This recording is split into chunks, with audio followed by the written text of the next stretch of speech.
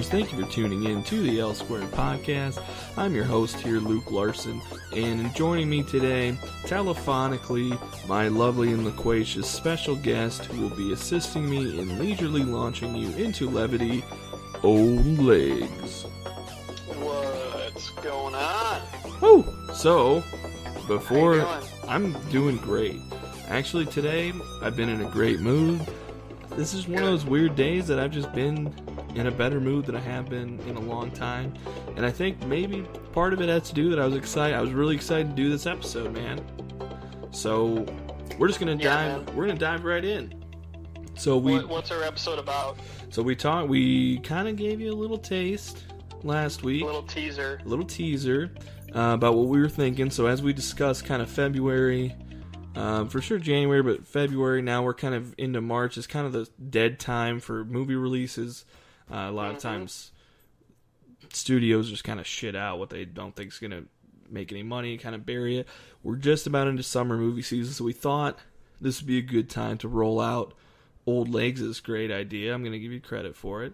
What we thought was thank you. It'd be cool to go through a director, an actor, just filmmaker in general's repertoire and just kind of go through and see their filmography. And we kind of wanted to pick directors or actors that had a very interesting filmography, one that wasn't just all wins or ones that you hear all the time. We just kind of wanted to do, because like, for me, you know, we talk about how we're big fans of all these movies and these directors and stuff. It's like, I don't know if I've seen a single director all their movies, you know, maybe a couple, but there's always like one or two blind spots. You're like, well, I haven't really seen that, or I've just heard this and that about it, but I've always wanted to see it.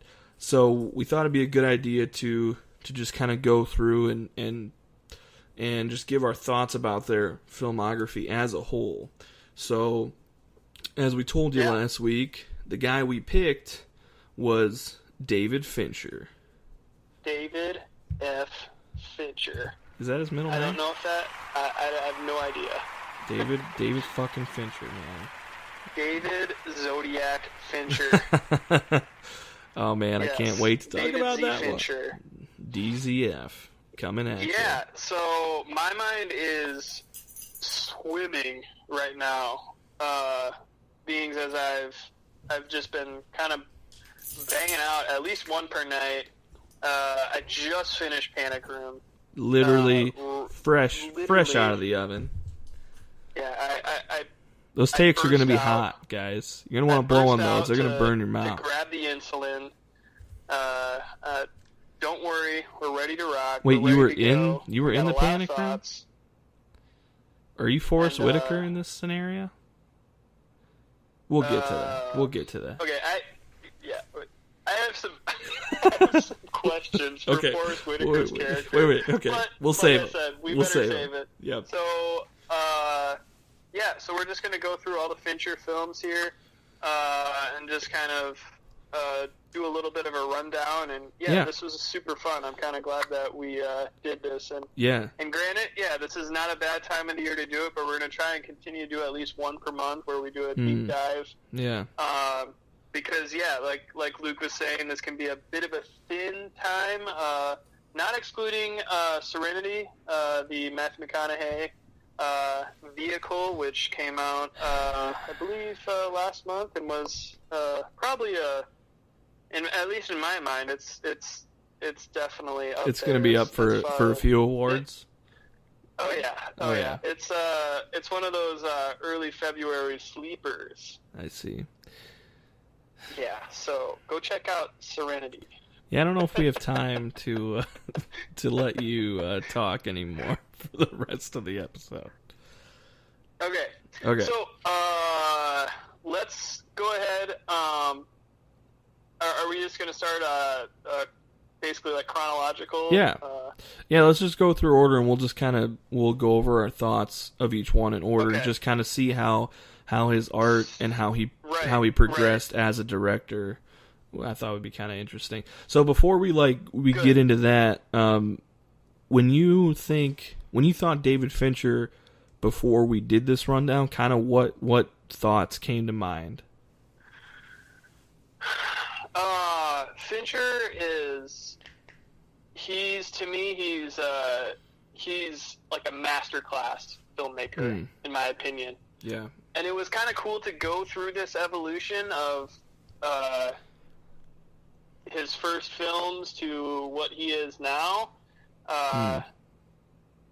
Because you can really like see the evolution of his film style and how it's a bit of a one-trick pony, like towards the start, especially just with like the colors. The color palette is very like the browns are like the browns and yellows are just it's in it, man. Yeah, they are. But he evolves, and it's super cool. So, So, okay, I have another question. Are we doing this? Are we doing this beginning to end, like oldest to newest, or newest to oldest? Like, is this newest to oldest Benjamin Button style? No. Oldest to newest. No. Reverse Benjamin Button. So not. It's gonna be a reverse Benjamin Button. It's a reverse Benjamin Button. Right. So it's gonna we're starting with the oldest. Right. And getting. Would that be? Yeah. Right, so we're going to start with his first one and then go from there. Again, you can cut me off, you're the host. Yeah, I think I will do that. I don't know why I introduced the idea of... You know what? Let's just stop you there. This, so, as a lot of times when we ask questions, I just wanted to... I have my own answer in mind. I'm just waiting for you to get done so I can say mine. So, if I ask that to myself, what did I think of when I thought of David Fincher before? Like you said, masterclass filmmaker, a guy who you're going to circle whatever movie he's doing, whatever's coming up. You're like, I got to see that. And, you know, I saw Tarantino doing a press conference at the Cannes Film Festival a few years ago. I don't know if he was there for Hateful Eight or if it was for Django. It was one of the two. But he's obviously a Cannes darling, and they love him there. But he was doing press, and they had like a translator in his ear, whatever. But somebody was asking him kind of what he thought, who were some up-and-coming directors that we should keep an eye on or whatever, because he's obviously a huge cinephile and a nerd and whatever. And he just kind of said, well, he said that he's on this email chain with a few other directors from around the world. And I was like, man, I would love to be on that email chain. Like, please, I would just love to see what they're talking about. But Same here. I'd be like, guys, have you seen Serenity? And right. Like, every morning, you'd be like, hey guys, I'm losing my mind. Just kind of waiting to hear back on your thoughts on Serenity. Thanks, guys. Kind of hang out on a boat. Yeah. So anyway, but he said that they were kind of going through like. They all made a list of, like, let's say 10 directors that they thought were great, but hadn't made their quintessential movie yet. Like the one movie that will really stand out, that they'll be known for. And he's like, we all had different people, except for every one of us had David Fincher on our list. Which I thought was kind of interesting. And I think that's a really interesting point, because it is like, he is this great filmmaker, and he's one of the best, but is there one quintessential movie that like stands out? Like Scorsese, Goodfellas, Tarantino, Pulp Fiction, Spielberg, Jaws. Like it's like it's interesting. Yeah, it's interesting. I'm not like sure what the parameter is. Like, is it commercial success they're talking about, or I think it's just overall like I think it's a mix of all of it, right? So I think it would probably be. Notoriety and success of like when you hear this director, this is the first movie that you're gonna think of, or that pops into your head. Interesting. So I thought that was really interesting, and I've kind of, since he said that, that's kind of how I think of David Fincher. Like, he's this great director, but it's kind of an anomaly because there isn't like one movie that I would say defines him or is his peak. I don't think he's peaked yet, So I think, which is really interesting. But so. Here we go. Play the segue music. There it was. So the first movie came out in 1992. Alien 3, or Alien Cubed, as it looks like. So at the time, this was coming off Aliens, which was very successful. good movie in the Alien franchise. Just a good movie? Just a good movie. That's it. Just a fun ride. Really? And, serious? No. I love Aliens. Okay. As I say, it's like one of the greatest sequels of all time. Yeah. No, I know. I'm not here to shit on Aliens, okay? I really enjoy it. All right. So, thankfully we got that out of the way. But at the time... All right. I'm just checking you. At the time. Good. I'm glad you did. And I checked it right back. So, David Fincher was known for... he was kind of a music video director, right? At the time. And they brought him up, and he did this movie, and so, have you seen Alien 3? Well, yeah. That was like the whole, that was the whole exercise. Point of us going through it. Yeah, I watched that Saturday. Yeah, I did too. I also watched it on Saturday. Because this was the one you heard where you were like, well, this was his first movie. And it was one that was like, well, I've never seen it because you hear all these stories about it. And, apparently it's not that good and whatever else. So, I guess, before I get into my thoughts, what are your initial takeaways from it? So, I knew of Alien 3. It was kind of one of those it was kind of like The Godfather Part 3 where I knew of it and I wasn't really sure if I'd seen it all the way through. But I had enough kind of in my mind to have an idea. So it was kind of, this was pretty fresh. This was probably one of the most fresh rewatches that I had here. Because I'd pretty much seen all of Fincher's films except for a couple here. Yep. But I didn't hate it. There's there's a lot of weird stuff in this film. They just kill off Newt. She just doesn't make it. Unceremoniously. Well, she died, whatever. And you're like, what? Yeah, it just, and I don't understand, it's this weird, Sigourney Weaver, she's talented, she's incredible, especially as, a female actress and kind of, paving the way for... leading women in action roles, and I can't say anything against that, but it feels like she went maybe one step too far, just trying to just visibly make herself just look shitty. Right. The weird red eye at the start. Yeah, that is weird. It was is there some Visine on the planet or something? Right. You got some stuff going on here. Maybe that's just an interesting take a nap. I don't know. Yeah, that is interesting. Here were just my quick rundown thoughts here. Okay. Just bullet point. 1, a prison planet. This is a place where I would want to fight an alien. Seems like a good kind of right. It's a cool idea. A good setting. Yeah, I thought it was a great setting. Not even past a great setting, but I'd rather fight an alien in a prison complex than an apartment complex. Doesn't a prison seem somewhat capable of housing a xenomorph? Yeah, so I totally. was like, okay, that's pretty good. That's got to be something towards everyone surviving. Spoiler alert: a lot of people die. No guns. Interesting. Yeah, very interesting. No guns, no women, also no hair in this film. So, the no hair allowed. Nobody has hair. Sigourney Weaver shaves her head, and one thing that I can say about everyone being bald is it does not bode well for character development. Everyone looked the same for me. Charles Dance was really good. He was. In this. I was sad that he died kind of early, and the ending with Ripley doing the whole Gollum thing was kind of fun. So those are my bullet pointed, just kind of boom, boom, boom kind of stuff. What did you think? Yeah, a lot of those are going to match up. I also love the setting. I thought it was a really good set design, actually. I liked all the tunnels. The only thing that kind of the no guns was very interesting tactic, I guess. But I liked that there were a bunch of tunnels, but it didn't.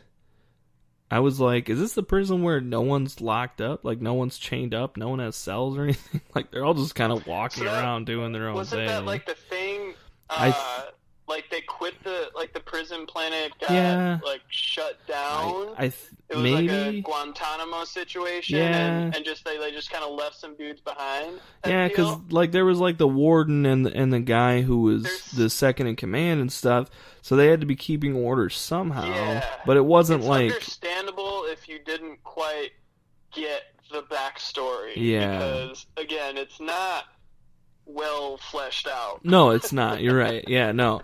And so it's a little bit weird. It's kind of interesting to be like, well, it's a prison planet, and all these people are bad dudes, but like we all just kind of walk around and whatever. It's like basically no one's really leaving this place, and it's a deserted place, so it's like, well, whatever. It's not a big deal.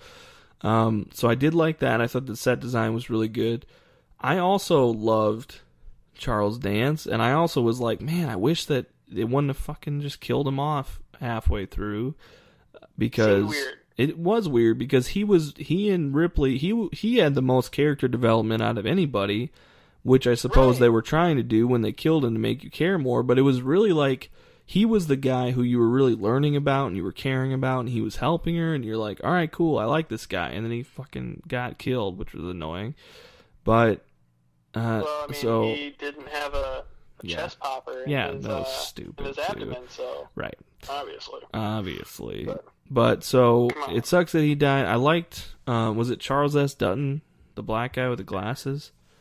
I thought, it was on the verge of overacting, but honestly it worked for me. I liked the character. I thought it was really interesting. I thought if this was made today, this would be Forrest Whitaker, which we'll get to later. But I was like, Forrest Whitaker would play this part now. And I don't know, it wasn't nearly as bad as I thought it would be. It was very long, and it was kind of boring through a lot of it, and but it's kind of long and boring. But I didn't hate it. It was just like there wasn't a lot happening for a lot of it, and their plans made some sense, but not like a lot of sense, and it felt like they kept using the same shot of chasing people down the hallway, like the same GoPro type following shot. Like it felt like they just first person stuff was a little bit. It was like, because I'm pretty sure like that chase scene like this. So here's some nerd shit for you. So this came out in 1992, which was the same year that Point Break came out, right? Or did Point Break come out in 91? It was one of the two. Let me check. 91. 91. Okay, so Point Break had come out in 91, and Catherine Bigelow directed that, right? Correct. Okay. So she was married to Jimmy Cameron at the time, James Cameron, and for the chase scene through the alleyways, they developed this camera, the Steadicam, to be like a first person to show their feet behind them as they're running, right? Which is a pretty normal thing now. But at the time, it was revolutionary, and they had to build new equipment, and James Cameron actually helped a lot with that because they were married at the time, whatever. And so I feel like that was like the new thing. We're like, wow, that's really cool. And then they just tried to do that also in this movie. Like they were like, that was really cool. Let's put that in here. And then they just used it over and over and over and over again. Yes. And I have a feeling that it's something to do with that, which leads me into my next point here. A lot of the stories you hear about this movie is that this was one that the studio just ripped apart. That David Fincher didn't have much control. That he was trying to do something, but there was so much studio interference, and they ripped it up, and David Fincher just, like, says he hates it. And after this movie, he said, like, fuck it, I'm just going to keep doing music videos. I don't want to direct feature films anymore. Like, it almost crushed his soul. So, I don't know. I mean, there are parts of it where you can tell it feels like that, but... So, I have a couple thoughts there, because I've heard that story as well, and my rebuttal to that is, so what would David Fincher have done differently? Because in my mind, that's a great question. Alien 2 is the perfect action film. Mm-hmm. It builds on the premise from Alien. start to finish. It has it's Bill an incredible Paxton film. in it. There's really nowhere else to go besides, I don't even know, like the fucking Predator, right, and Alien fight. Like that's like the only other thing to do, and that's pretty good, you know. Yeah. Or you but, turn it on its head and you go back smaller and you make it more like the first one. You know. But then you're not doing anything new. I mean, no, you're not. It's the same thing with Terminator. Like Terminator 2, the T-1000 is perfect and can't be any better than it is. And there's Terminator 3. There's nothing else to do. The story's been told, and the series was ended with 2. And so I get that, and I've heard that, but I don't really know. And I'm a dumb guy. Like I don't. Yeah, we know. I have no. Right. I don't. It's well documented. So fucking dumb. I'm the fucking smart one. My boy's wicked smart. Yeah. No, I don't know. No, that's a great rebuttal, and I'd love to hear his thoughts. It's like where was the studio? Like, no, you got it. Right. Yeah, it'd be great to hear that from him. I'd love to get him. Do we have him on the phone, Josh? Did you get? Okay, apparently we're still waiting on we Fincher. don't. Okay. Yeah, he's we have plenty of time. We're just on Alien. He'll be calling back, I think, in a bit. We'll get to him. Just make sure we mark this down so we don't forget to ask him. But the thing is, that's a great point. And it's like, I'm sure I'm pretty sure. I don't have any insider knowledge on this, but I think that this script was probably out there for an Alien sequel that took place on a prison planet, and there you go. Like, that's basically the script. And okay, go make a good movie out of it, So yeah, it's like, does Ripley have to be bald? I don't know. I know that Sigourney Weaver said that she would come back if they killed her off in this movie. So it's on a prison planet, and she wants to be killed, and that's about it. So I think, because I think she was the ending's cool. Yeah, I like the ending. Yeah, I did too. I really liked it. So, I honestly I don't know if this is a hot take. I think I might have liked Alien 3 better than Alien Covenant. Yeah. Hey, it's tough. It's tough to compare them. Not a huge hot take.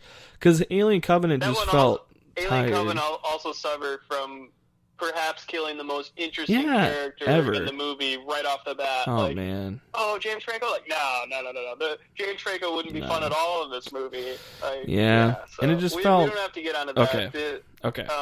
But I like that. Here? I just like that it felt like there were a lot of chances taken. Like you said, they were doing a lot of interesting things, but it just didn't quite pay off for them. So there are bits in this movie that are good, and it's kind of boring. It's kind of too long, but it's not bad, and they do interesting things. So as an Alien a movie in the Alien franchise, it's not the worst, and I didn't mind it. That's probably the best I could say. Yeah, I mean, I agree with that. I would maybe argue that it has perhaps the most iconic shot in the Alien franchise. For sure, 100%. Where the xenomorph is looking down Ripley, and she just kind of like head tilted towards the camera, just squinting, waiting to be killed, but she isn't because she's harboring a little alien baby. I would say if you just gave that photo to any film nerd and said, "Hey, which Alien is this from?" I don't know how many people would say, "Oh, that's definitely Alien 3, my favorite." Right. Yeah. So, hey, there you go, Fincher. He did it again. Boom. So then, I didn't watch many of his music videos. So, were there any of those you wanted to talk about? That do we want to hear? Let's table the videos towards the end. Okay. Because that might kind of ruin the flow. Because I have a lot of thoughts. Okay. Yeah, we don't. We'll wait for those then. Let's keep it moving through here. What's next? So the next one is what a lot of people would call a modern classic. Is Seven, that came out in 1995. Yep. So this one is a classic. There's so many iconic moments in this, and yeah, this is cool that it's like he made his first movie, which was kind of a dud, didn't really get off the tracks. He was a little bit jaded he didn't really know if he wanted to make movies anymore, and then he comes out and makes this movie, which is just a banger. And yeah. There isn't a lot that I can say about this movie that hasn't already been said 1,000 times. So would you? So we talked about like the iconic film and what defines a filmmaker's style, direction. Mm-hmm. Would you say that this is maybe the closest that we have? Yep. I think that's definitely true. I think this is definitely the closest we have to the most quintessential David Fincher movie. Right. With Fincher, I think gritty, ugliness. He's not afraid to show ugliness, and that comes in all different types of forms. I think that this film is not as far departed from that Alien 3 style. We still have a lot of the dark scenes, those browns are still coming out, the brown and the gold, and just like the look of the film is very like early Fincher, and if I can even call it that, I guess you can call it that. It's been technically almost 20 years.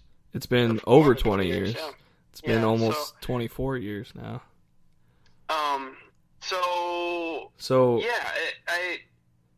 Again, you're right. There's not a whole lot that we can really add as far as critical commentary here. Do you think more people have actually seen this movie as opposed to just know the what's in the box meme? That's a good question. That's always one thing I really is kind of like shocking sometimes when people are so familiar with just a meme or an internet kind of culture piece and aren't actually sure like what it's from or haven't actually seen the source material. I think you're right. I think this definitely qualifies because there are so many iconic moments in it, and that one's definitely the most iconic. Just to go back on something you said a second ago, I actually have a quote from David Fincher here that I think pretty much sums up what you were saying pretty well. Oh, shoot. I thought you were going to say you had him on the line. No, not yet. Josh, is he called in yet? Working on it. Okay. So until then, we'll just get a quote from him. Maybe once he calls in, we can have him read this quote aloud. That'd be cool. Right. Perfect. But just to kind of preface it here, the quote is, "Some people go to the movies to be reminded that everything's okay. I don't make those kind of movies." So. Yeah, that's really good. Yeah. That pretty much sums up most of his movies.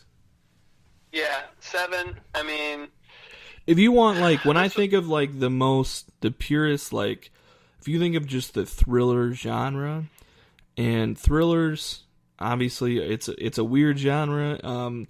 It can take on a lot of different forms, but if I'm thinking just a pure thriller, this is one of the movies that comes to mind. Like, it's not really a horror movie, but it's got a good mystery. It's got a good detective story.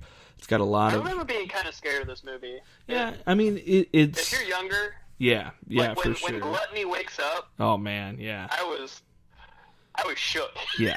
That is a really scary it just part. Kind of opens the door for everything, and you're like, my god, like so, that's a rough one. So there are definitely some disturbing parts in it, but I just think like if you're just thinking of like a pure thriller, this is one of the first ones that comes to mind. So I don't know if there's much else we can say about it. So I mean, if you haven't seen it, you really should. This is one that I feel like you can just kind of put on. But like you said, it is a little. There are some disturbing parts in it. So which is it's cool. It's cool as hell. Like I'm all into it. It's a really fun theme for a film. Just a killer just using just the 7 deadly sins, and that part's cool. Brad Pitt is quintessential Brad Pitt. in this movie. Yep. Morgan Freeman isn't quite at that in everything, just right. talking. But he's not quite at that stage where he's just playing Morgan Freeman, where it's probably been like the past like 10 years or so. Yeah, so that's kind of cool. He's actually really playing a character. Yeah, because this was the year after Shawshank Redemption came out. Right. Yeah. So this is, like you said, it's peak Brad Pitt, and it's probably it's right around peak Morgan Freeman, and Brad Pitt's playing the young doughy-eyed cop, and Morgan Freeman's playing the jaded older cop, and their chemistry really sings. It really is the best version of that dynamic, I think. So anyway, yeah, and this is yeah, it's unfortunately it's absolutely peak Kevin Spacey too. Yeah, it is. Yep, you're right. He goes Kaiser Soze, Usual Suspects, Seven, L.A. Confidential, and American Beauty, which has not aged well. No, dude, no. So, that's a different podcast, but I would love to talk about that at some point. Yep. So yeah, that's seven. So this one leads us right into one of my favorite David Fincher movies. I've been a big fan of this movie for a long time. It came out 2 years later, The Game, starring Michael Douglas. And I think that this movie didn't do as well critically and financially because Seven was such a smash and was such a great movie that they were kind of expecting a 7-2 in a way. But The Game is just bonkers, man. 7-2, such a 7-2. Yeah, exactly. It's like nails on a chalkboard. Like you know that was pitched, or like 8. They wanted to call it 8, like there was an 8th deadly sin. Yeah, just gonna fucking make up a sin. Yeah, why not? Yeah, it's the final sin is the death of creativity. Yeah, right. Exactly. Sequels. No more originality. This Halloween. Yeah. So The Game. So this was one that I've loved. I've loved it for a long time. This was one that it just came on one time, and I watched it, and I was like, "Whoa, this movie is weird. I love it," and I've loved it ever since. And I own the steelbook of it that's displayed on my Blu-ray cases. Wow. I'm all in. You're serious about this? I am all in. Wow. I'm serious about The Game. I love it. Wow. And so anyway, you hadn't seen this movie, right? No, The Game was a total dark spot for me. I hadn't heard of it. I had seen. Okay, so here's one of those like funny things where I had seen the poster for it, that kind of weird puzzle piece poster. Yeah. And since like there's no hair on Michael Douglas's face, I always thought that this movie starred Al Pacino. So I assumed it was an Al Pacino movie, and so I got to watch this for the first time. I had no idea what it was about, and I love this film. This film was great. Oh man, I'm so Michael glad Douglas, to hear that. Sean Penn.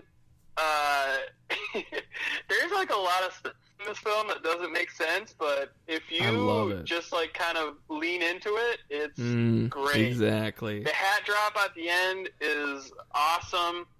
And this was kind of like the first film where I felt like granted there's still a lot of like dark scenes and dark shots, and most of it takes part at night, but I do think that Fincher kind of breaks away from that mold of just kind of the one trick pony nature that maybe people had come to know him by. Right. So this film's awesome. I'll run through my little bullet points that I had here. The opening reminded me of the TV show Succession, and so that's that. I know you don't watch TV, so you're right. Just kind of move I on. have no idea what you're talking about. Just like one of those. So I tried to keep track of these little touches that I think. So, for people who haven't really seen Fincher or don't really understand his genius, but just like one of the opening scenes where he's having dinner by himself, and just the echoey nature of his kitchen, and just how open and large and just kind of isolated and lonely this house is that Michael Douglas's character lives in, and I just kind of like that echoiness really like chimes through, and I was effective. like, oh, like yeah, and it really helps because this is a paranoid movie. It was making me paranoid watching it. I was like starting to like hear stuff and any like paranoid inducing movie, it's just like, oh god, like here we go. Not gonna sleep tonight. This was totally like a Black Mirror prequel. Again, TV show you don't watch. I don't know. How can you see in a Black Mirror? Information. This was definitely ahead of its time because if this movie comes out today, you're like, what? He's giving out his information without. Oh my god, he's signing the paper. Like this guy's fucked. Like right. And like somebody on, I'm gonna just throw out Chris Zimmerman, podcaster. Good dude. I've been on his podcast a few times. He's awesome. You should check his stuff out.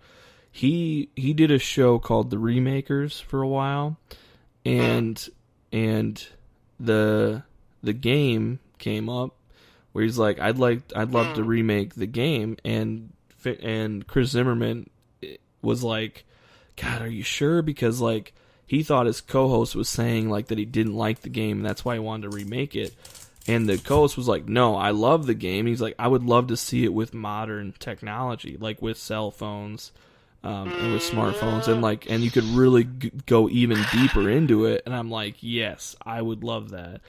And I mean, I can talk about the game forever. I mean, I can just keep going. Like, even little things like Michael Douglas and Sean Penn actually look like they could be brothers in this movie. They do.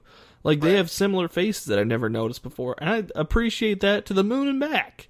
Like, I hate when actors are supposed to be family members, they don't look anything alike. Like, these guys look just like, pretty similar. I totally believe that they were brothers. Anyway, that's a tiny little thing. Right, how I thought that in the girl's sister in All the Boys I Ever Loved, I thought was her mom. It was instead of it was her sister. Like that just happened. Right. It's a synchronicity, It's But it is. Shout out to all the boys. Please don't. Is it loved or kissed? Or loved? It's loved, I think. I don't know. I saw it late at night. Okay. I can tell. Okay. So this is one that really doesn't get talked about a lot, and is kind of just swept under the rug for Fincher's filmography, which kind of sucks because, like I said, I fucking love this movie. So I think this is one that a lot of people haven't seen, so we don't have to get into it too deeply because I really want people to go see it. But the IMDb synopsis is basically, after a wealthy banker is given an opportunity to participate in a mysterious game, his life is turned upside down when he becomes unable to distinguish between the game and reality. So it's, like you said, it's a very paranoid movie. It feels a little bit like a conspiracy, and you don't really know what's going on, and some people hate the ending, but I really liked it. I loved how weird it was. The ending is incredible. So I agree. I don't know that I necessarily agree with a remake. There's a couple films on here that just don't work with modern technology, and this one would be tough.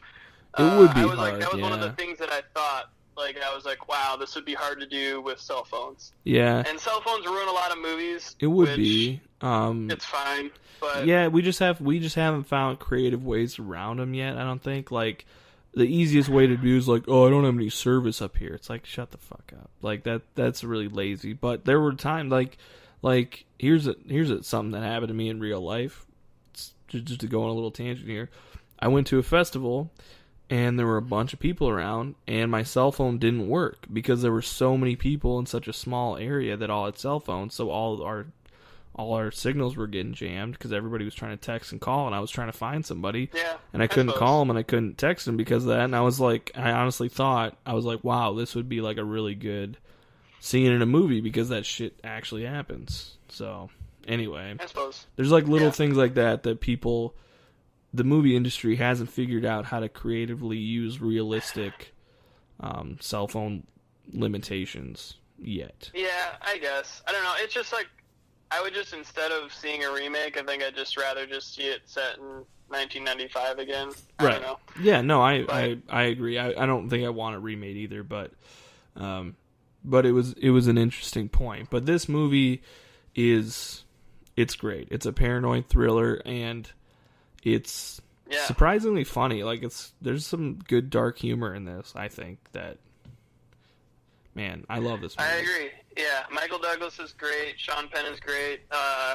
Deborah Karen Unger is really good in it. Yeah, why didn't she have a bigger career? I don't know. She was in Crash. Like, I don't know. Yeah.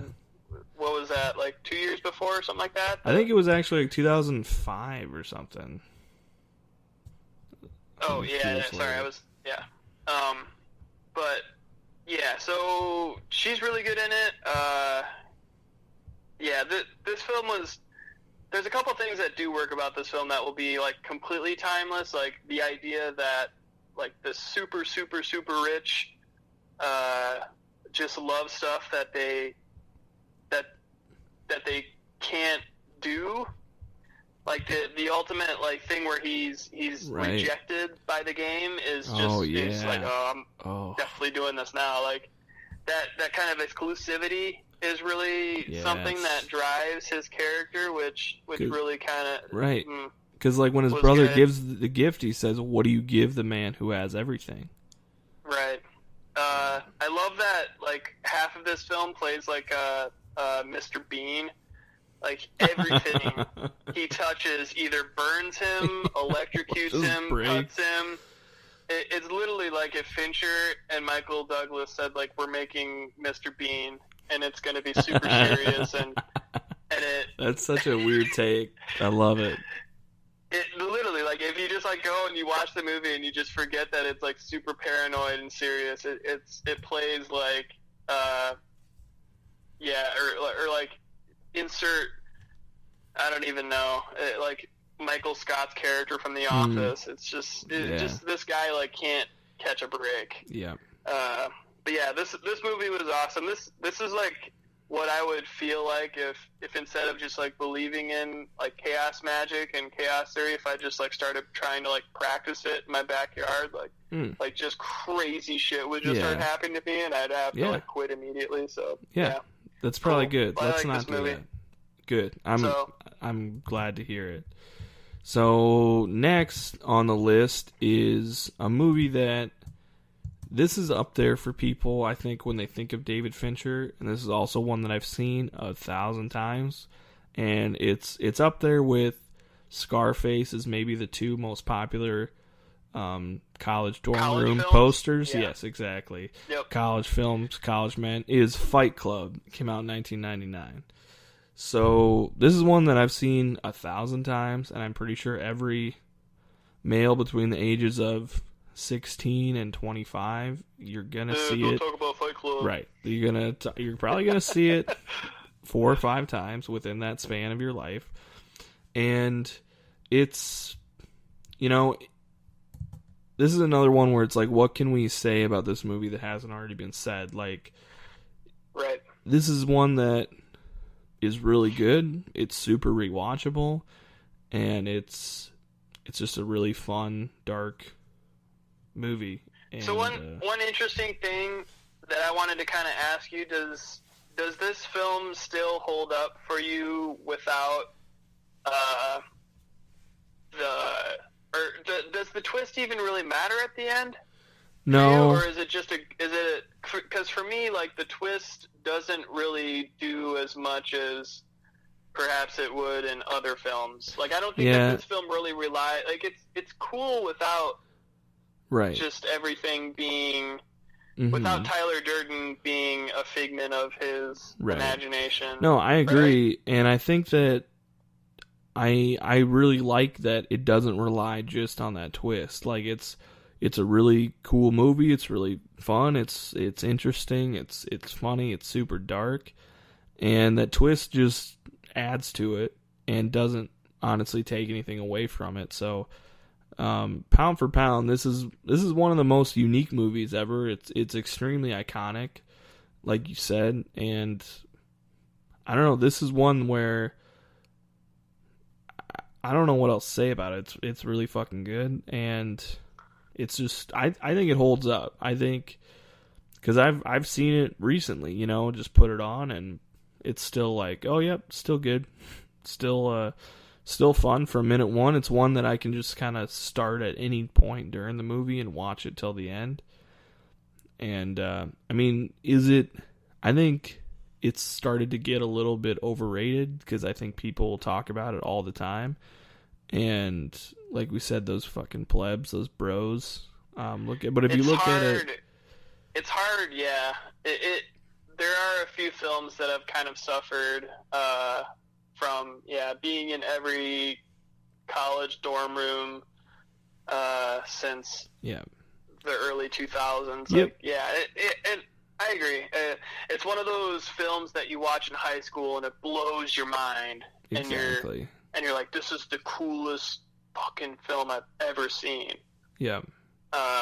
Until you see 100 other films. Right. Which, not to take anything away, but it's up there as far as those iconic, mind-bending films. Yeah. It's like the same thing, like maybe a little bit more indie, like a Donnie Darko. Yeah, where it's right. like you're like the cool kid in high school if you've seen Donnie Darko, and you're like, dude, this film Donnie Darko is fucking just. I hope that nuts, you man. actually like Donnie blow your Darko, mind. because Donnie Darko is one of my favorite movies. I know. Okay. But you would agree that it's like one of those things where it's like you feel so cool when you're the only guy in the room that's seen it. You're like, 1,000%. You're like, yo. Yep. You guys don't even know. Yep, that's exactly right. Yep. So yeah. And Fight Club is definitely that movie. It made me think of when you were saying a movie that like you see in high school, it blows your mind, and then like you see a bunch of other movies. That's kind of like what Boondock Saints was for me too. Like the first time you see, like, wow, this is really cool. Like, the way they're telling the story, these cool action scenes. But then you see a bunch of other movies that did that better, and you're like, oh, okay. That movie actually wasn't that great, but whatever. But I think Fight Club it is what it is. It's almost like it wasn't commercially successful at the time, but it's gone on to be this huge cult classic that everybody knows about. It's extremely iconic, and I think that's kind of bittersweet. It helps it and it hurts it. Like we said, it just kind of. I think it just keeps it where it's at. Like, I don't think this movie is ever going to go away. I think it's just always going to be in the public consciousness. And, it's probably going to be a little bit overrated for people because of the hype into it. But if you look at it just as a movie on its own, like, it's really good and really weird. It's just a super unique movie, and there's not going to be another movie like that. So, I think it's an important movie for movies in general and the timeline of movies that are important, that changed how movies are made. Like I maybe this is up there, but I don't know, it's just it's a little bit of an anomaly, which is kind of interesting, but I like it. I still think it's really good. So did you read the book? No, I did not. Chance? I did not.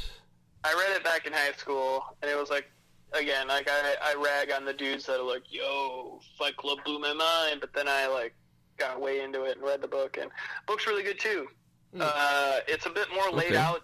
You don't really have like the door slam moment where it's like, what? Like, oh, okay. But perhaps maybe that was just because I saw it coming. I saw the movie first, but yeah, gotcha. Book's really good. It's actually pretty short. I mean, I was able to read it in high school. I didn't read a lot of books. Wow. Dummy. But fucking stupid. Yeah, I know. Fight Club. There we go. So now we're moving on to another movie that I just saw on Saturday, and this was one that you just saw 20 minutes ago. So this is, I think that this is easily his worst film in his filmography. But maybe. It's tough. It's down not. There, but... It's not. Yeah. So it's Panic Room. It came out in 2002. So the movie's like not awful, but it doesn't. I'm just gonna jump into my thoughts, I guess. It just feels like it doesn't have the same gravitas. It doesn't hold the same weight as his other work. It feels like there wasn't as much care put into it. It felt like just kind of your run of the mill afternoon, easy, just paint by numbers. Like, oh, it's a thriller about a panic room, and da da da da da. Here we go. It wasn't. It didn't try anything that new or that different. It just was kind of. It was there, and I don't know. What are your thoughts on it? Wow. Sounds like you're pretty down on Panic Room. I'm pretty, yeah. I would say I'm pretty down. So this is another one that technology just kind of ruins it. I think ADT is like far superior to a little tiny box that you can't get cell phone service in. Yeah, that's so stupid. That's kind of rough. There's some kind of fun stuff in this here, though. Like, Kristen Stewart, at a young age, is already, like, peak Kristen Stewart. She's like, tell him to fuck off. Like, yeah. I don't know how, I was, like, watching this film, I'm like, oh, I don't know how they didn't remake Home Alone with Kristen Stewart, like rated R Home Alone. Because that's kind of what this film is. Yeah, a little bit. It's like rated R Home Alone. I just... is this where we talk about Jared Leto? Yes. So when going into Panic Room, I said one thing, which was Panic Room. I think of Jared Leto with cornrows. There we go. Yeah. So here, like, I started to, like, as I was watching this, I was going through his IMDb because he's always he's playing these characters. And he always takes it just one step too far. Yeah. He can't just be a cat burglar, scummy criminal guy. He's got to be all of that, except he's got to look like fucking riffraff with the white guy cornrows. And I just like it. I'm like, dude, there is no other dude that's just walking around on the street with the white guy cornrows. It drives me nuts. And I was going through it, and it's just like every single, like, in Blade Runner, he can't just be like the crazy guy who has all the replicants. He's got to be a crazy blind guy. He's got to be blind. Who wears blind contacts so he actually can't see on set. The Joker is just Jared Leto with crazy Joker. He's got to have a tattoo that says "damaged" across his forehead. Yes, it is like Dallas Buyers Club is. I mean, we don't have to get into representation, but mildly offensive to a lot of people. Mr. Nobody is literally a film about a fucking guy who lives too many lives and has too many personalities, and he can't figure it out, which is like the life that he lived. And I'm like, it's literally the perfect part for Jared Leto because he's playing too many characters. Maybe that was the peak. He played the guy who killed John Lennon by eating ice cream soup every day. Chapman. Yeah, he got Mark super David fat. Chapman is insufferable, just pain in the ass. And whose whole thing in life is that he saw himself as every single main character in every single book, and I'm like, oh my god, that's Jared Leto. Like, and he had that band, right? 30 Seconds to Mars or something like that. Wasn't that his band? Yeah. Something like that. Yep. Again, a really annoying band. just annoying. I can't stress this enough. The only part where I was like, wow, he didn't really overdo it there was Paul Allen. Yep. American Psycho. Boom. And it is the one film where he is not fucking trying to upstage the guy next to him, because there is no. You can't even come close. Nope. You can't. Christian, I bet I can't confirm this, but Christian Bale, I think he actually wanted to use a real axe, and he was just like, no, it'll be fine. Yeah, really still. Like, That- we're gonna that do adds this up. real, man. No, I really want you to feel it. Like, I really want your screams to be real and full of pain. Yeah. So, yeah. So, but that's my whole Jared Leto thing. God, he drives me Okay. crazy. So, any thoughts about Panic Room? You said you had questions for Forrest Whitaker's character, is that right? Oh, yeah. This was something that just came up in my head. So, Forrest Whitaker, we're led to believe that he invented this. He designed the Panic Room. Yeah, something like that, yeah. So, he's like a Panic Room engineer. And so, like, what's his salary? Like, how much money does he owe? Like, Right, yeah. It's like, why? Like, how much is he in with? Like, is he in with like the mob? Is there other dangerous people after him? Like, what the fuck? Like what kind of engineer for a security company who makes crazy panic rooms isn't making like over $150K a year? Like, whoa, like what's this dude's deal? Yeah. Does he have like and all they mentioned Antonio Cromartie levels of kids running around New York? Or like, that's a deep cut. Yeah, I mean that's basically what they said. He said, "You're the one with the daughter and the lawyer up your ass and owing all this money for alimony." But it's like, how much money do you owe to want to steal, to try and find millions of dollars?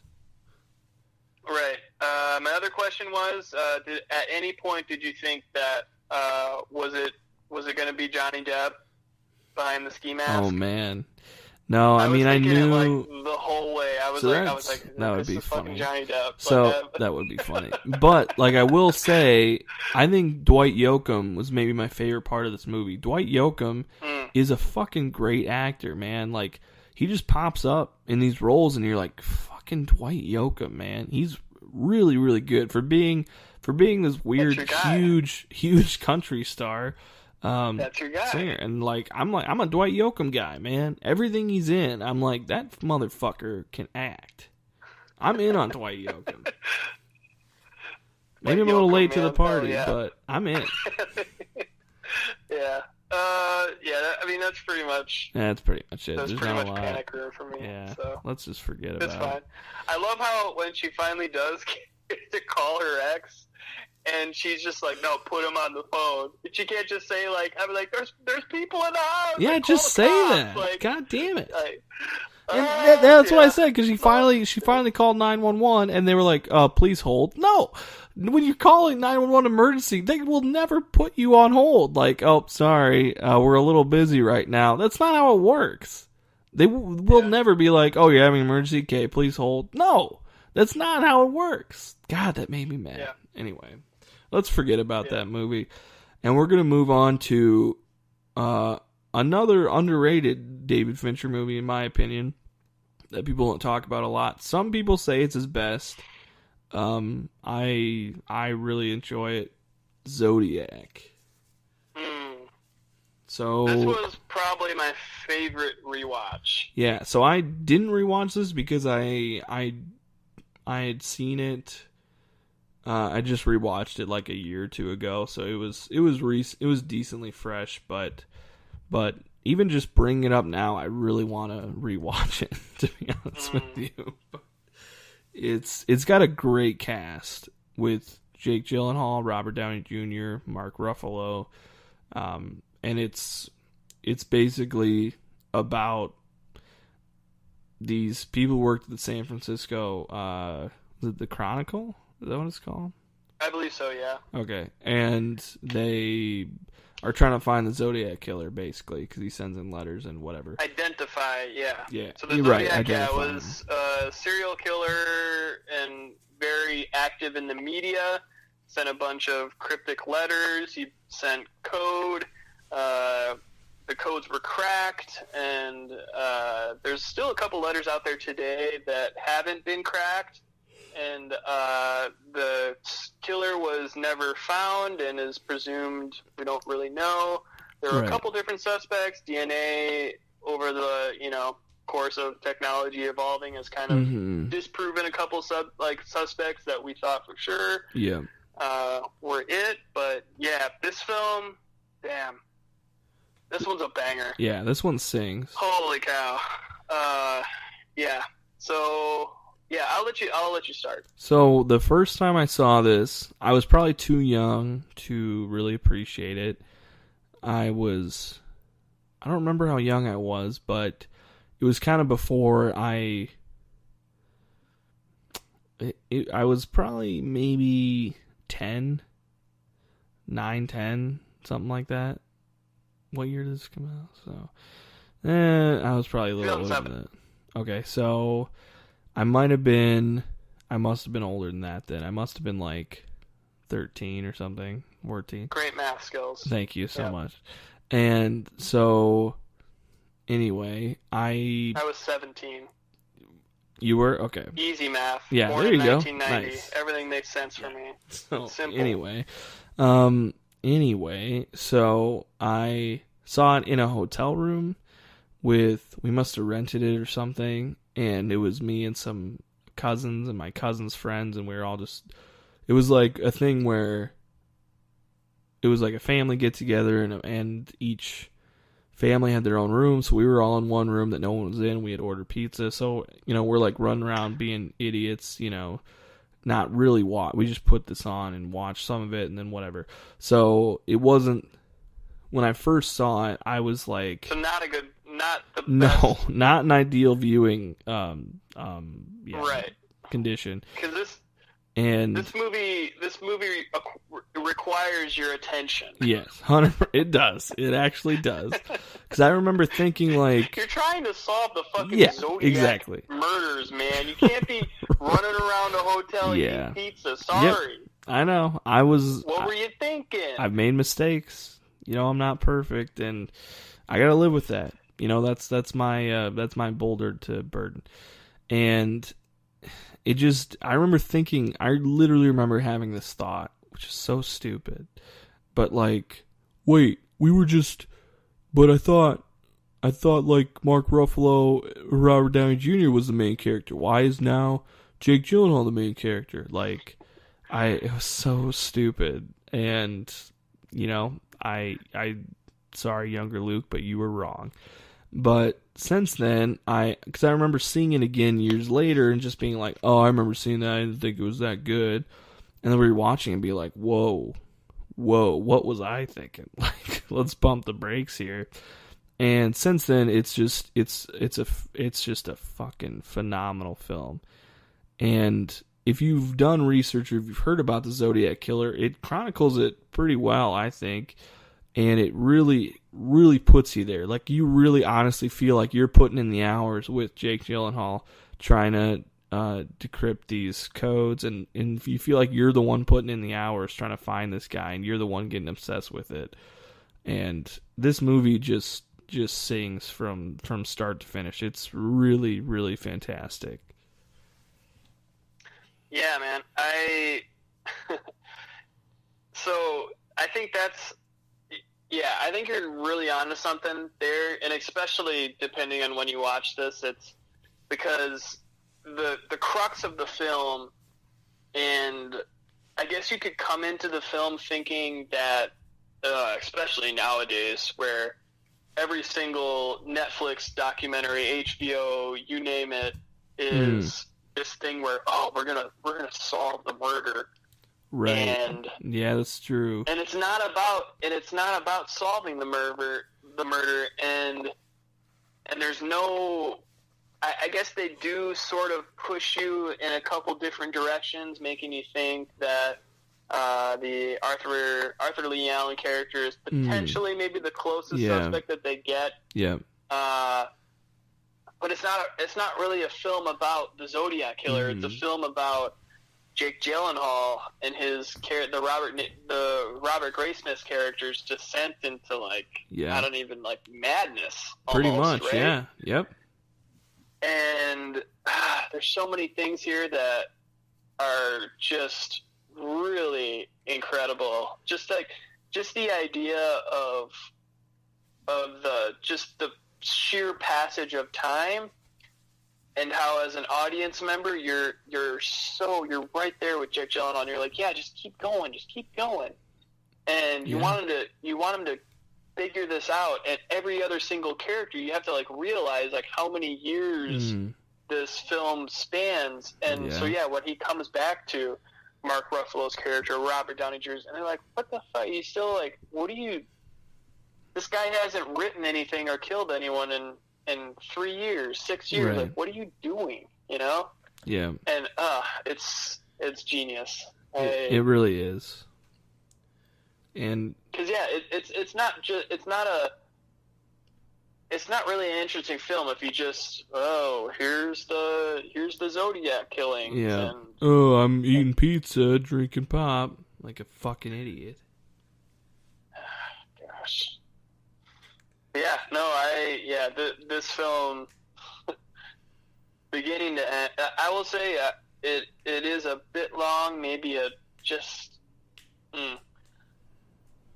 maybe 10 minutes too long, but then again, it's really hard. I was trying to think of like, what would I cut out? And it's like, I don't know.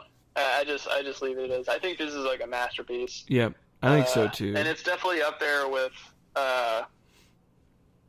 those really, really good, like just newsroom stories. Like Spotlight, like All the President's Men. Yep.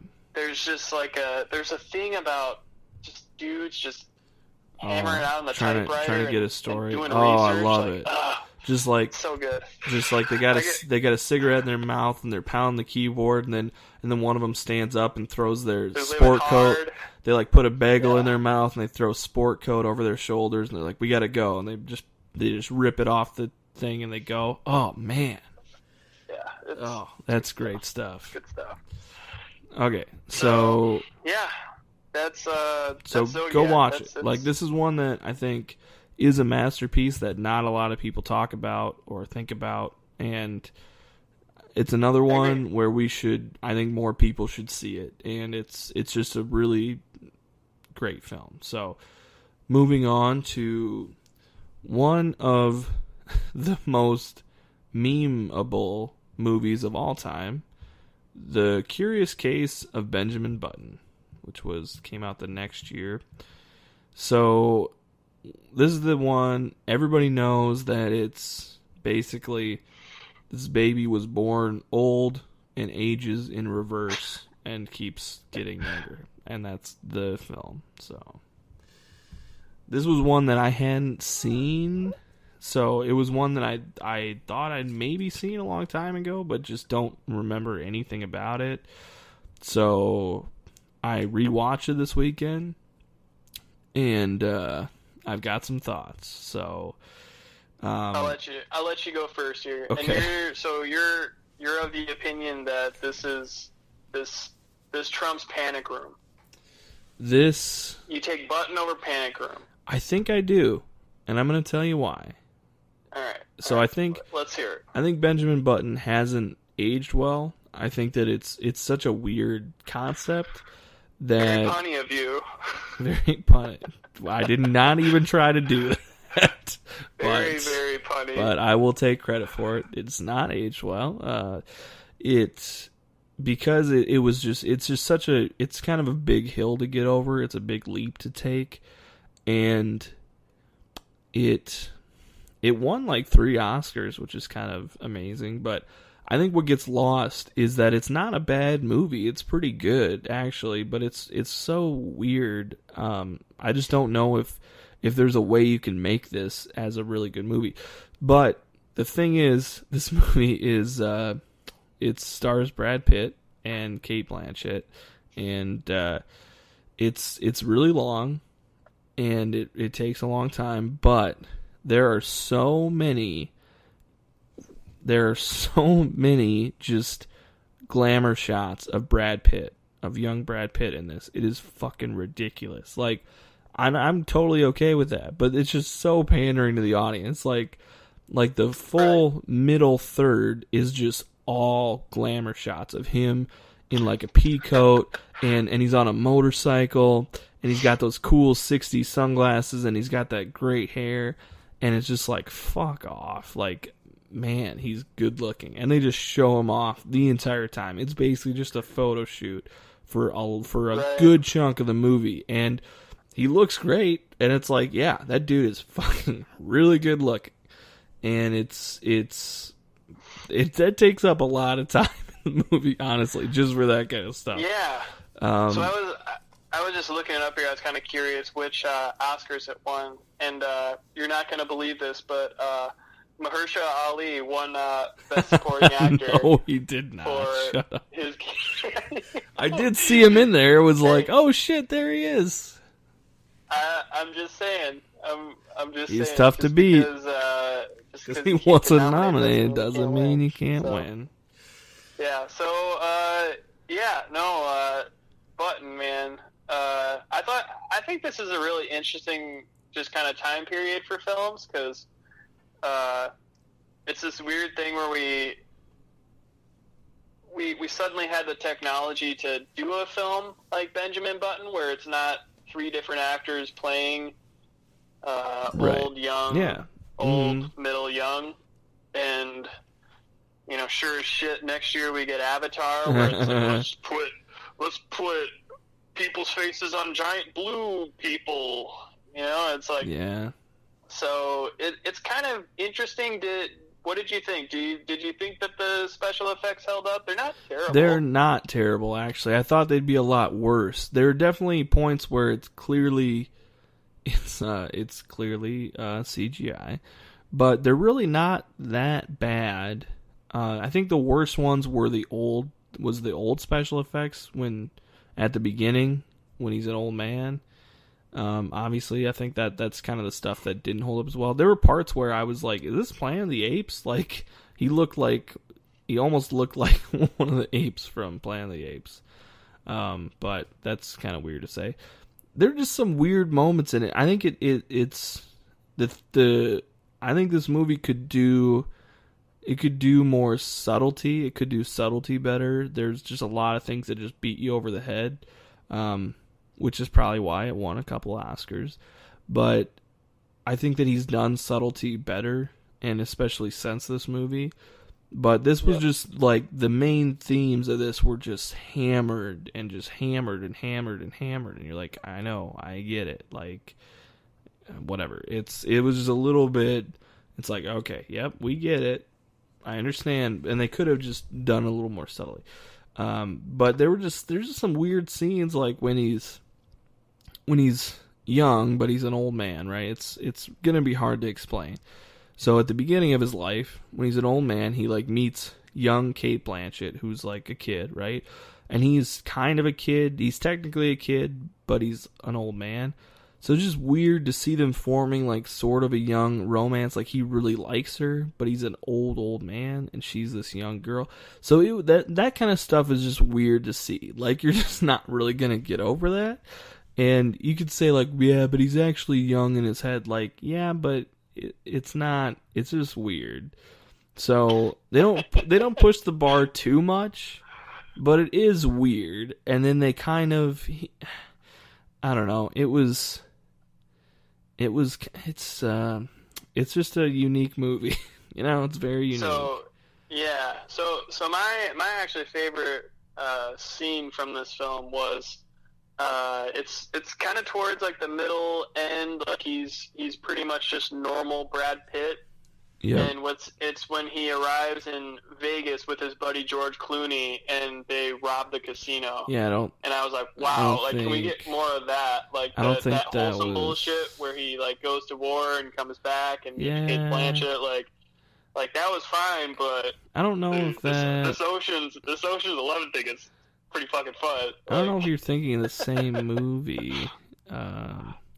Would it be like maybe you pause this and watch that instead? It could have been. It could have. Okay. But I think that the curious case for Benjamin Button is that life is what you make it, and to live in the moment. So there you go. Maybe I turned it off and started watching Ocean. It's my life. You took their advice. Yeah, you just followed what they were saying. Yeah. So last thing I want to say is anything else to add here? He towards the end of the movie when he's kind of like he he's with Cate Blanchett, and when they're finally together, it's such just a pandering to like, oh, look how cute and perfect their relationship is. Oh, they're so cute together. Oh, look at it was very annoying. But she's pregnant, and that freaks him out. So he ends up leaving because he's like, I don't want my daughter to have to deal with me being a freak. He's like, how am I going to raise a child when I'm becoming a child myself? It's kind of weird. So he did leave, which was probably the right choice. Cool, man. Honestly.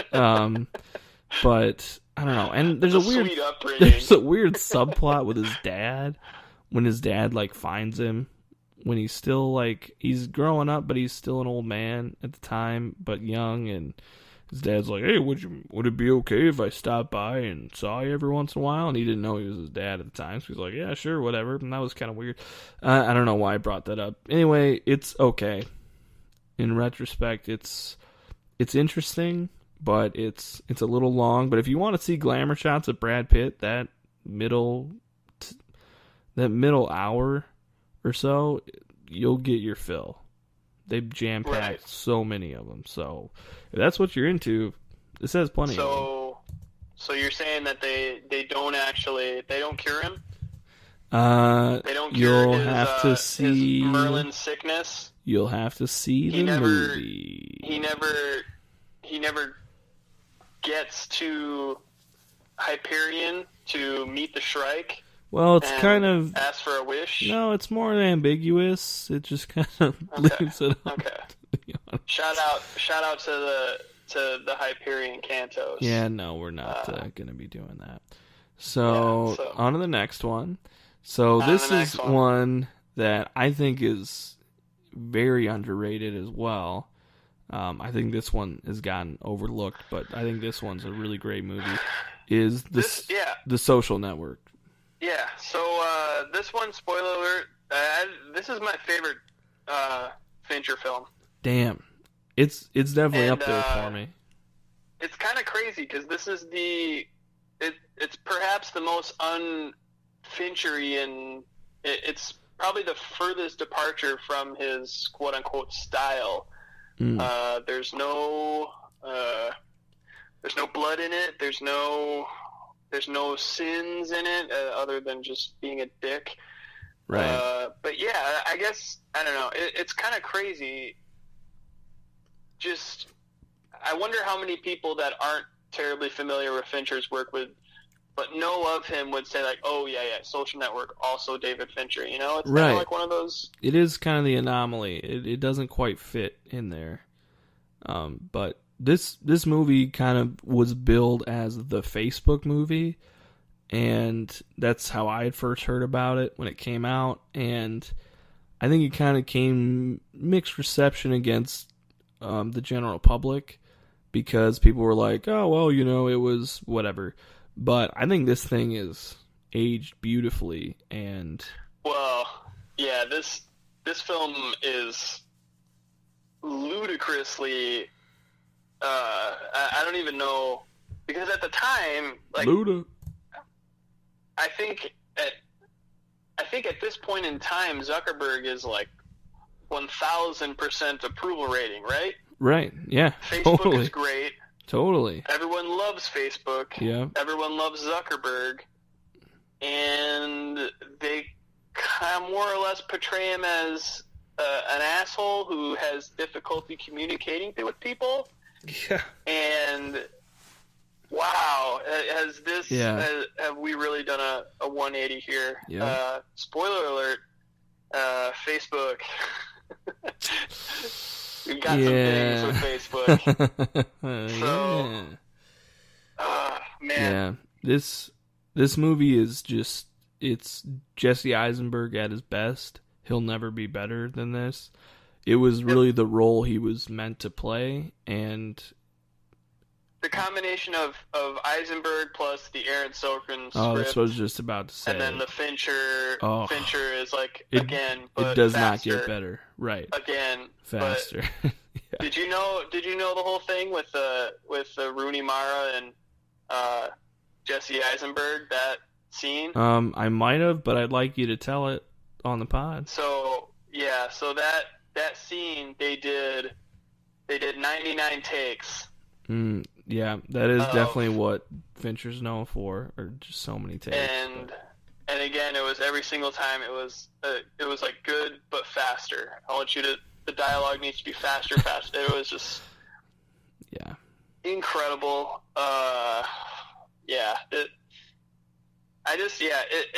It's not just that, the dialogue, the social relevance of this film now. Just I have like that soundtrack just like sticks with you. It's just like the don boom, like totally. Ugh.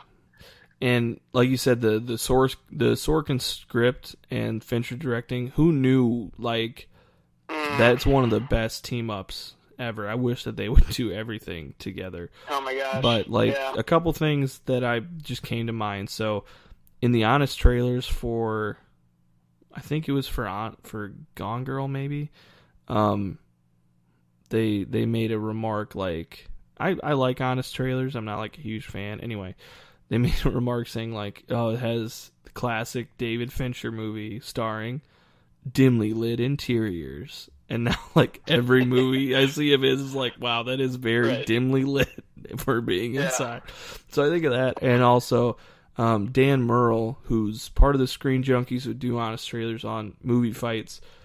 This was a while ago, a few years ago. He made a comment like, when people ask me like, what movie is about my time and like the time we're living in right now, he's like, I think The Social Network encapsulated what it's like to be alive right now in this time period well. I agree. And I was like, yeah, that's a great way to put it. Like, this movie's fucking great, and it's got your uncle in it, the Uncle Boy. My guy, your boy, Winklevoss. The Winklevoss twins. Yeah, I love it. They're so good. Yeah, like, I don't even know, where to start or begin with this. Just because, again, the whole Facebook thing.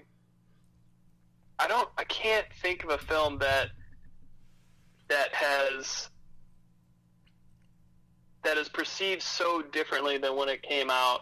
Yeah, and it's not a thing 100%. where like people hated it. People were like, "Wow, this is incredible." You have everyone, Eisenberg, Garfield, relatively unknown at this point, wasn't Spider-Man yet. Mm-hmm. Armie Hammer obviously wasn't Armie Hammer yet. But like peak Justin Timberlake. Yeah.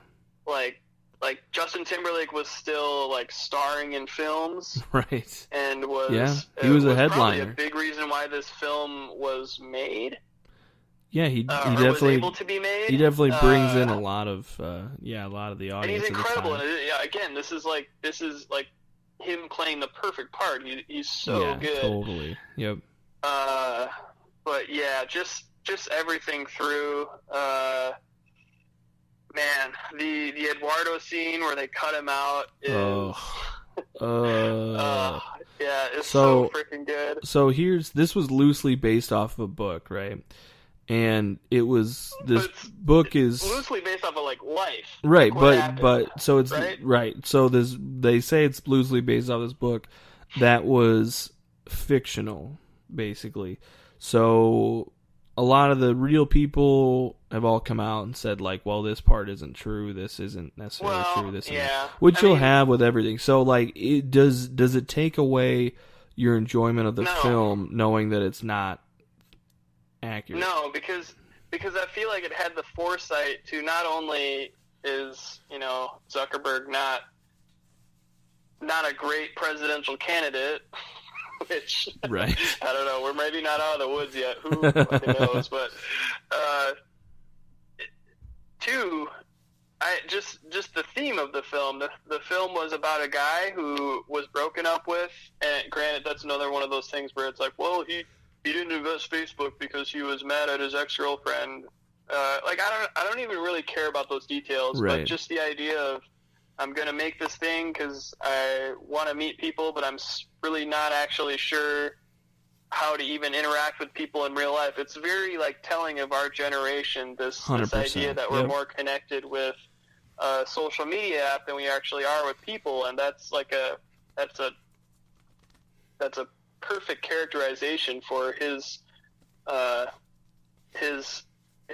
likeness in this film. And yeah, I don't know. This one is, like I said, this one's probably my favorite Fincher film. Wow. Yeah, I don't really the details that are either right or wrong, or Eduardo wasn't nearly as important as everyone. I don't really care about that stuff, just because the thematically it being so spot on, and not really having seen it at the time, like thinking that, because at the time I was like, wow, this Zuckerberg guy is a genius. He's cool. Right. He's a bad boy. Yeah, and I think the only way you can really tell, this is going to sound stupid, but here I go. Well, I think the only way you can really tell the truth about a situation like this is by basically coming out and people being like, yeah, that wasn't true, that was fictional. Because, like, we don't want the whole truth to be out there. We don't want the essence of things. We want history to be the way we write it, right? So I think there's a lot more truth to this than the people involved will let on or will ever say, but it feels pretty fucking real, man. And like you said, it's another one that's underrated, and this one I mean, it sounds weird to say it's aged well, because I guess it is 9 years old now, but I think that this one has really, really aged well in a short amount of time. So definitely go out and see it. All right, so this was one that I just watched last night. This is one that I hadn't seen, but I was excited to see it, and I got some thoughts. So this one came out the next year in 2011, The Girl with the Dragon Tattoo. And this was a remake of the Danish film? Swedish film. Okay. All right, because you're right. So based off the graphic novel, whatever. Well, didn't the original not graphic novel? Not a graphic novel. Book. Just a book. Nothing graphic about it. Just a novel. By Stig Larsson. Okay. And hey, that's my last name. We're probably not related. So that came out like a couple years before this, right? Correct. Okay. So I haven't seen the original. I've only seen David Fincher's rendition, and I have some thoughts, but I'm gonna let you go first. First off, didn't like it. Whoa. I think that this is perhaps one of the just more...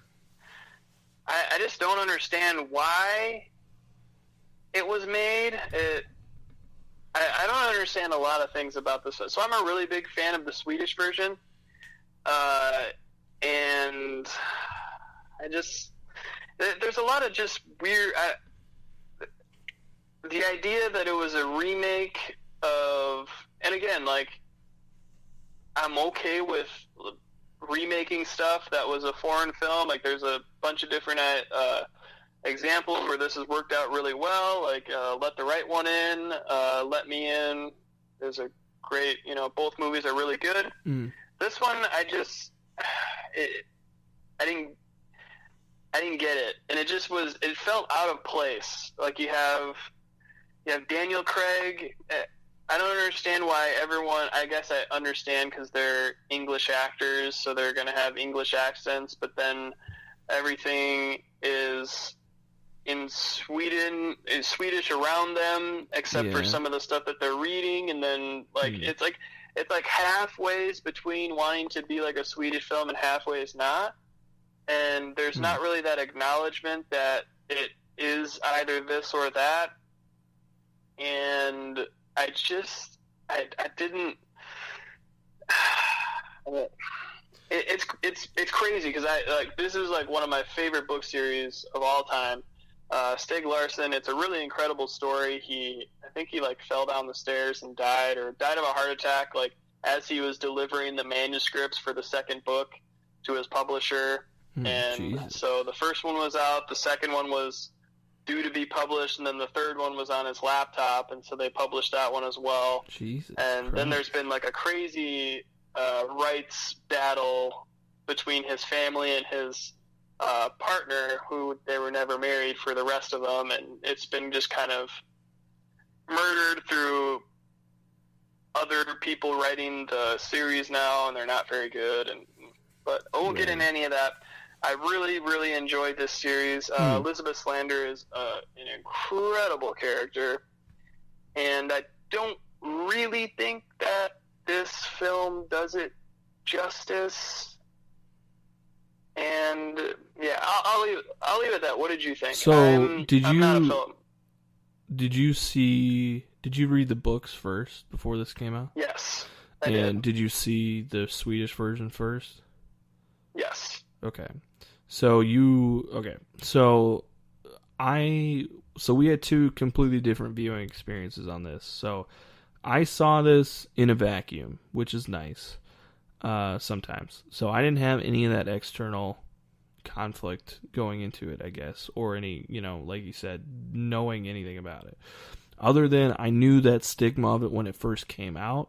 I knew that it got a lot of heat because it was just a remake of a movie that had just come out, and they were like, oh, the Swedish version, and blah, blah, blah, blah, why are they doing this, whatever. And it felt like it seems almost like a little bit of a waste of talent, because there's a lot of really talented people that just decide to do this. David Fincher obviously heading that. So it did kind of seem weird at the time, but having seen it now, not thinking of any of that, not taking any of that into consideration, I really liked it. It's not one of his best films, but just in a vacuum, it works well. There's some pacing issues, like at the end of it felt like when I was watching it last night, I was like, oh, okay, oh yeah, this is the ending. Oh, no, oh, we're still going? Okay. Oh, this is the ending. Oh, we're still going. Okay. Oh, now it's gonna, oh, now this is gonna, oh, it's still going. So it felt like it was just trying to quick wrap up a bunch of stuff at the end. It didn't quite flow as well as it could have, but there were a couple things that stood out to me. I thought Rooney Mara was really good. I think this was kind of her coming out party. That's just sort of what happened. It was like, oh yeah, Rooney Mara is now this great actress or whatever. I've always thought that. I know, but just for the general public. So I liked it. I liked it quite a bit. So there was one thing that kind of stuck out to me that I just want to say here, even though, whatever. So this had just come to me today. It was a little point where, so there's going to be a little bit of a minor spoiler, I guess, here, but whatever. Deal with it. Either don't listen or whatever. So at the beginning of the movie, they're trying to get, so Daniel Craig is a journalist, right? Correct. And he's Mikael Blomkvist. Right. And he basically tries to take down this guy and has bad, whatever, gets sued for libel and they win and whatever. So he's kind of out a bunch of money and trying to figure out what to do. Well, this guy wants to hire him for this thing, and so he hires Rooney Mara to do a background check on him, and you find out, basically hacks his computer to learn a bunch of personal information about him for this company. So one of the things they say is like, was there anything else in this report that you didn't include in this report that you found? And she was like, well, yeah, but nothing that should be included or whatever, nothing that's necessary. He's like, well, just tell me everything. And she says, he has this affair with his editor, and it's been going on for some time. It ruined his marriage, but not hers. And he performs cunnilingus sometimes, but not as often as she thinks he should, or whatever. Which is just kind of like a funny little jab. You think, whatever, okay, whatever. So just keep that in mind. So then at the end, this just came to me today. So then at the end, she eventually starts working with him and they start sleeping together or whatever. But then at the end, she's kind of like, starts to like him a little bit, and it's like, oh no, this is a good guy, like I want to be with him. Buys him this nice leather coat, was going to go give it to him. And then literally the last shot of the movie is her going to give this coat to him, and then you see him with his arm around his editor, and they're clearly together again, and she just throws this expensive jacket in the trash and drives away on her bike. And then it's over. So, sad ending. But I had a thought where, because he made the comment to her, like, I wanted to find the person who knows me better than my closest friends, which he said was her after she hacked his computer or whatever. And I was like, if she knew him so well, why did she think that she could be with him or get involved with him or whatever? And I realized she did know him so well, saying that he performed cunnilingus but not as often as he should. That tells me that he's a selfish lover. Selfish being the key word. He's kind of selfish, only thinks of himself. So at the end, she gets burned because he wasn't really thinking about her, wasn't putting much thought into her feelings or what she wanted, just always thought about himself. And that kind of echoes throughout the film, like when he's talking to his editor and she's like, oh, you're just gonna leave? He's like, well, yeah, like, I'm going to. Fuck you, I've already made the decision. Little things like when the lackey brings the files over to his little cottage, he just doesn't help him bring it in. He just like sits there and waits for him to bring it all in. And it's just like kind of like sprinkled throughout, where I was like, oh, this guy's a little bit just into his own self-interest, and that's it. And that might be a weird nugget, but I really liked how that connected together. Maybe they didn't intend for that to happen, but I like that seed was planted and that it paid off, you know?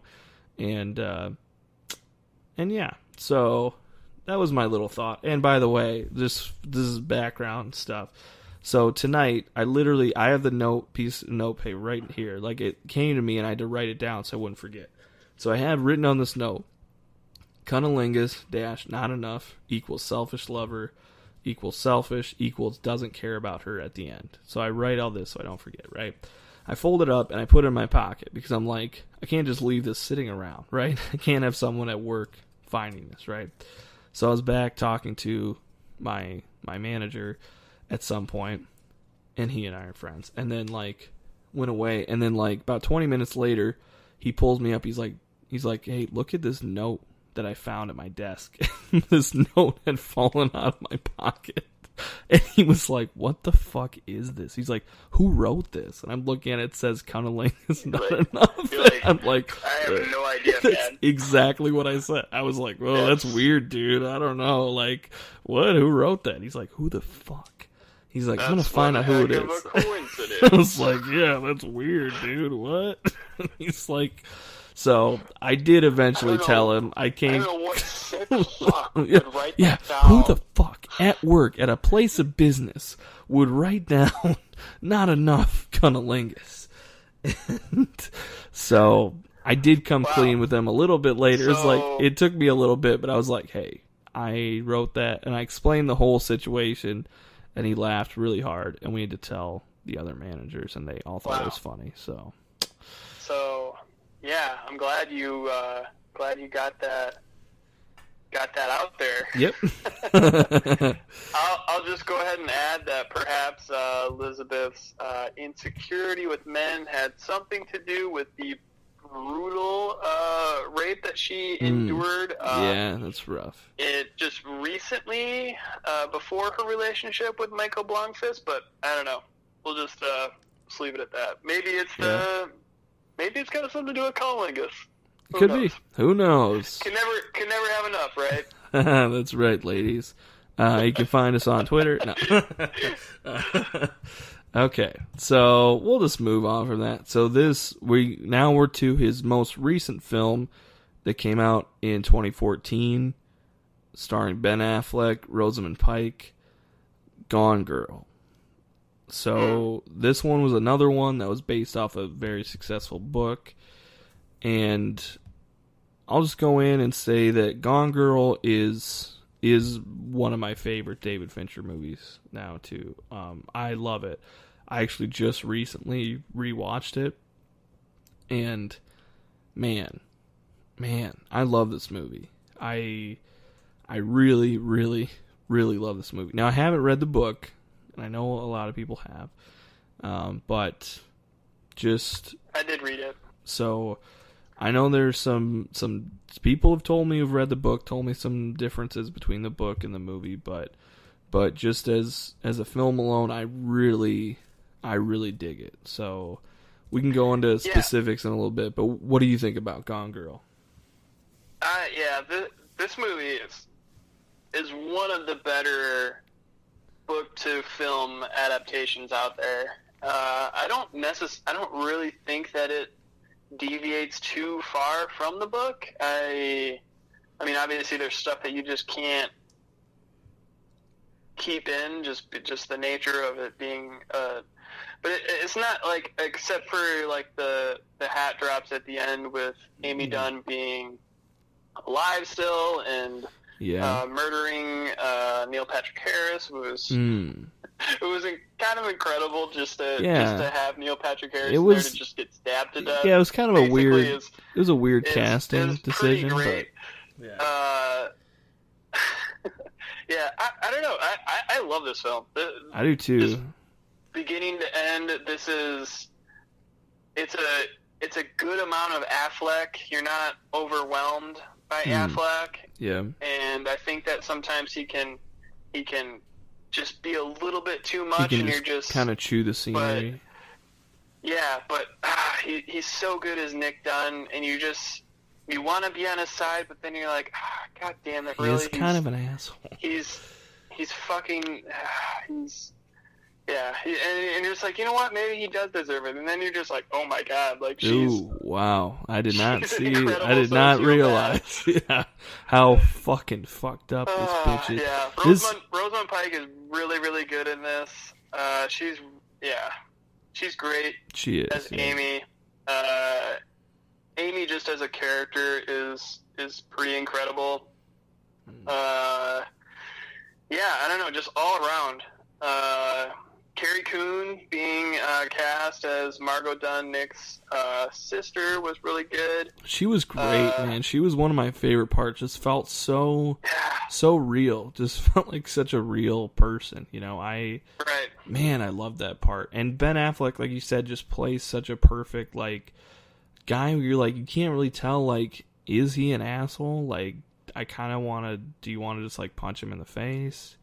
You know, is he actually a good guy? Is he just a bro that, you know, like it's, you kind of go back and forth on him, and it's super fascinating. And I love one of my favorite parts of this is fucking Tyler Perry is great as his lawyer. Is fucking great. Yeah, like, who knew Tyler Perry had that in him? I loved it. And like the stuff that made me rewatch this not that long ago was just the subtlety of the themes of media and how the media can kind of change it into a narrative, and how that drives people, and how that really influences public opinion. And it's just like, you know, I don't think it was heavy-handed. I think it could have easily taken that turn, but I love all that shit. And man, this is a really good movie. And this is the type of movie that's like, this is the one you see and you're like, man, I fucking love David Fincher. And it's like, I just want to see, I want him to do another movie. You know, I just fucking can't wait for his next one to come out. So I think Gone Girl's up there for me as one of my favorites for sure. Yep, I agree, man. Anything else to add there? Not really. No, I don't think so. All right. So, yeah, go ahead. I would be remiss if I didn't at least mention at the top we stated that Fincher started with Alien 3, but before that he did a bunch of music videos, which I watched a lot of this weekend. A couple of notable ones. The Billy Idol ones are great. And, wow, Billy Idol, LA Woman. This is like a weird Billy Idol album where he's like, it sounds like he's trying to be like Bruce Springsteen. It sounds like road trip music, but it's still like this weird ass Billy Idol video. Like it opens with a lady who's like smiling crucified on a power line, and I thought like that was gonna cue like the Neon Genesis Evangelion music, but it didn't. It just brought up a lot of stuff for me. Sorry, I've been watching some anime lately, but yeah, it's really incredible. And like Billy Idol comes down the stairs and drinks an Alka-Seltzer and an egg, and he looks like fucking Blade. It's awesome. This is the same color palette from Alien 3. Okay. Really great stuff. Not quite his best though. I'll just leave it at that. So wait a minute. Can I ask a question? Yes. Go ahead. So you said Billy Idol, L.A. Woman. Is that the name of the song? Yeah, L.A. Woman is the name of the song by Billy Idol. So, as in The Doors, L.A. Woman? Because that might be the best The Doors song. I'm a big The Doors fan. It could be. It's a weird, like... So is it like a remake of it? I don't know. A cover? It's like a... It doesn't fit the video at all. It sounds like a Springsteen so weird gig. But I pretty much measured all of these Billy Idol songs up to, is it better than Eyes Without Face? And this one was not. Okay. And fun fact, because I did some research on Eyes Without Face, so I'm like, holy shit, this is incredible. Why not? Was filmed in one 30-hour marathon stretch. Wow. Straight through. Okay. David Mallet, director. Okay. Next, I have Madonna, Express Yourself. Incredible song, 1989, a banger. Again, this looks exactly like Alien 3. Just a bunch of tunnels, a bunch of people running. Yeah, a bunch of tunnels. There's like some like guys who are like, they look like they're part of a prison and it's raining on them, and Madonna's just kind of chilling in the background. I gave this one an A+. Great song, great video. Interesting. Cradle of Love, Billy Idol. This one was hilarious and awesome. Like I recommend everyone just go watch the Cradle of Love. So this like guy is sitting in his apartment, and he's just like, I don't know if he's like this is 1990. He's sitting in his apartment. He's on his computer. He's either trying to like watch porn on Pornhub, or he's like trying to invent Pornhub. Like I'm not sure which one it is, but he's trying to do one of those two. I can't imagine because it's 1990 again. This girl knocks on his door and was like, hey, can I use your 8-track player to play this Billy Idol song? Mine's broken in my apartment. He's like, sure. What? And it's like, I just got this like Beavis and Butthead vibe where like they're like, holy shit, this is the greatest they ever had. But this loser is like, he like, instead of like, hey babe, like, yeah, come on in, he like goes back into his room and like, I don't know, continues to try to watch porn with his like dial-up shitty weird internet connection. Yeah. This one's pretty awesome because Billy Idol only appears like in the art on the wall, so it's like a little, Velvet Buzzsaw shout out there. You know what I'm saying? Again, this sounds like a Springsteen like road trip rock song. It's like this weird piano. It doesn't fit at all. Great video, weird song. And she just like, she breaks a bunch of shit in his house, and then like her boyfriend shows up and is like, hey, is Evelyn there? And he's like, yeah. It's so weird. Yeah. Okay. So are any of these music videos comparable to Jane Says music video? Ooh. Jane Says, I'm going to hold my thoughts for we're going to do an entire we're going to do a whole episode on Jane's Addiction. Devoted to Jane's Addiction, particularly Jane Says. Right, of course. But there's just a couple more here. Madonna, he did a couple with those. The Bad Girl one was really good. This starts with Christopher Walken is in the Bad Girl video. Ooh, I'm He's in. just kind of outside her window, and this is like the most probably like directorial flex of all of these. Okay. And like, damn, like cigarettes were still like hella cool in 1993 because they're just both smoking and looking awesome. And I'll leave it at that right there. So if you guys want to go out and check out some of his best, I would say definitely any of the Madonna videos. The Billy Idol ones are just like, you'll lose yourself in like 2 hours of watching Billy Idol music videos. But yeah, Cradle of Love, LA Woman, Great stuff all around. Yeah. So if you, because here's something I've always thought of, and I'll just say it. I was gonna ask you, but I was like, you know what? I'll just say my thoughts. So, like, David Fincher is a guy who we wanted to do his filmography because it's a little bit, it's really interesting. Like, there are a couple movies that are similar, but really it kind of, they're all interesting and they're all different enough to be interesting.